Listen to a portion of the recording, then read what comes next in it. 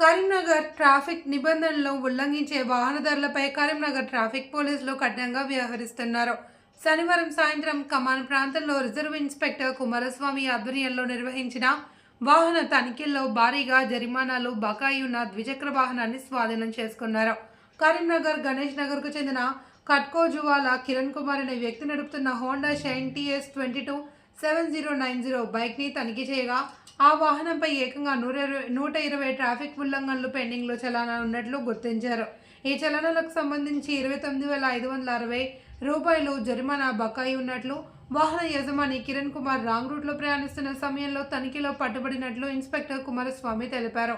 నిబంధనలకు ఉల్లంఘించినందుకు మరియు భారీ మొత్తంలో జరిమానాలు ఉన్నందున ఆ వాహనాన్ని స్వాధీనం చేసుకుని తదుపరి చర్యల కోసం ట్రాఫిక్ పోలీస్ స్టేషన్కు తరలించినట్లు ఇన్స్పెక్టర్ కుమార్ వెల్లడించారు.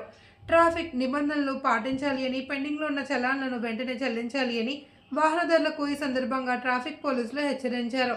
భద్రత కోసం ప్రతి ఒక్కరూ ట్రాఫిక్ నియమాలను ఖచ్చితంగా పాటించాలి అని, లేని పక్షంలో చట్ట ప్రకారం కఠిన చర్యలు తీసుకుంటామని తెలిపారు.